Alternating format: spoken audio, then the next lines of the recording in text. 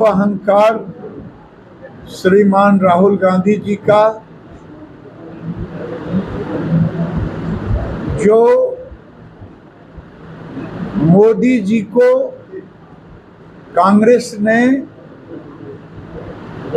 क्या नहीं गाली दिया, देश की जनता ने उसका जवाब दिया वोट में। चाहे किस गुजरात का चुनाव हो, चाहे देश का चुनाव हो। लेकिन जब राहुल गांधी ने पूरे देश के अति पिछड़े समाज को गाली देने का काम किया, तो जिसको ठेस लगा उसने कोर्ट में जाकर के अपनी अर्जी दाखिल की और कोर्ट ने भी इन्हें मौका दिया। माफी भी नहीं मांगे, अहंकार में थे। वो समझते हैं कि देश का कानून उनके अंडर है और उन्होंने जब माफी नहीं मांगा, कोर्ट का सम्मान नहीं किया, तो कोर्ट ने उन्हें सजा दी।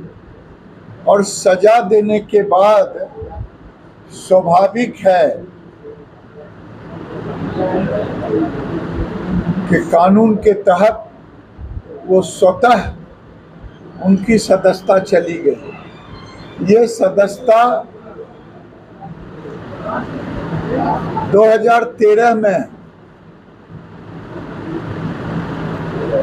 इनके अहंकार ने लोकतंत्र को बदनाम किया। जो विधेयक होता, अध्यादेश होता, वो संविधान के तहत होता और उन्होंने 2013 में उसी कानून को, जो लालू जी को सजा मिली थी 13 में, लगभग एग्जैक्ट फिगर नहीं, लेकिन 30-31 लोग थे और उसमें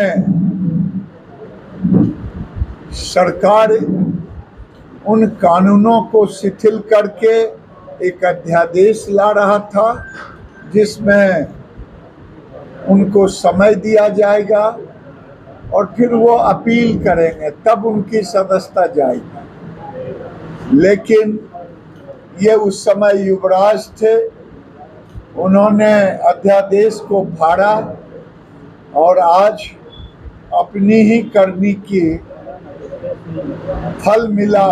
अगर वो अध्यादेश आज देश में कानून का रूप लिया होता तो न लालू जी की सदस्यता जाती, न राहुल जी की सदस्यता जाती। ये दोनों में से किसी की नहीं सदस्यता जाती। वो भी अहंकार था, संसद को, सदन को, भारत के संविधान को अपमानित करना, और आज भी कोर्ट में अपमानित किया और वो मोदी जी को फिर से गाली दे रहे हैं, तानाशाह कह रहे हैं। मैं पूछता हूँ, आज मार्च निकाल रहे हैं आप, किस चीज का मार्च? देश को अपमानित करने का मार्च, कानून को अपमानित करने का मार्च। कानून ने सजा दी और गाली दे रहे हैं मोदी जी को। और किसके विरुद्ध? उन्होंने देश के ओबीसी को, करोड़ों ओबीसी को, जिनका मोदी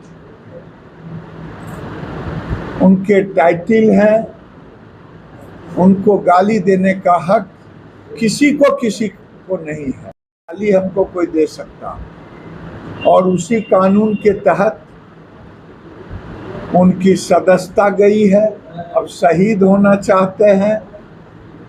वो शहीद होना चाहते हैं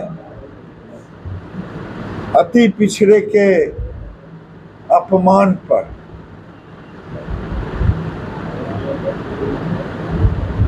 देश इसका उनके फैसला करेगा, उनकी एक्टिविटीज का। मैंने मजाक में कहा कि इनको लालू जी का श्राप लगा है, क्योंकि वो अध्यादेश न फाड़े होते, न लालू जी को की सदस्यता जाती। इससे पहले 32 लोगों की सदस्यता जा चुकी है कानून के तहत,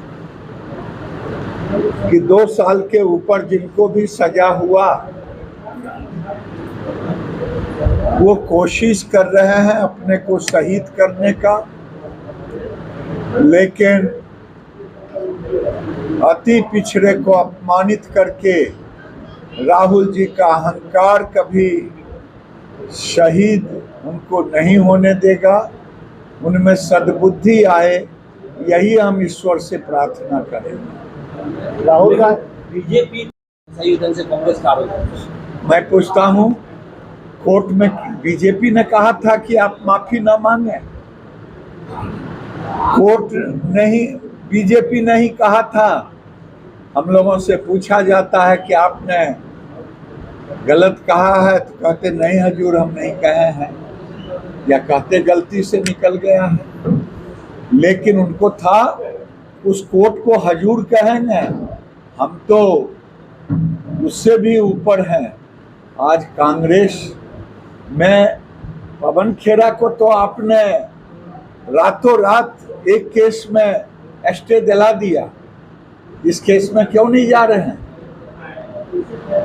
इसलिए नहीं जा रहे हैं, उनके जानने वाले लोगों को मालूम है इसकी दुर्दशा। इसीलिए देहात की कहानी है, भैया का गुस्सा भौजी पर निकालना, अपनी गलतियों को दूसरे के मत्थे न थोपे। राहुल गांधी का कहना है कि हाँ, कौन से गांधी हैं पूछे तो दादाजी वाली गांधी है या कौन जी वाली गांधी है? अगर कोर्ट का अपमान न किए होते और कोर्ट में माफी मांग लिए होते, आज इनकी ये दुर्दशा नहीं होती। सावरकर बनने में उनको कई जन्म लगेंगे। सावरकर ने जो यातना सही है, कभी सेलुलर जो जेल जाके देखें, सावरकर की तुलना कर रहे हैं अपने से। सावरकर ने तो कुर्बानी दे दी देश के लिए। ये विपक्ष के कई नेता एकजुट हो गए हैं और कह रहे हैं कि अघोषित आपातकाल लग गया है देश में। क्या इसका CBI का चुनाव पे असर पड़ेगा इस फैसले से? ये तो देश की जनता जाने, लेकिन मैं जानता हूं कि करोड़ों अति पिछड़े समाज को गाली देने की सजा कोर्ट ने भी दी है, और आने वाले दिन भी कांग्रेस पार्टी को भुगतना पड़ेगा।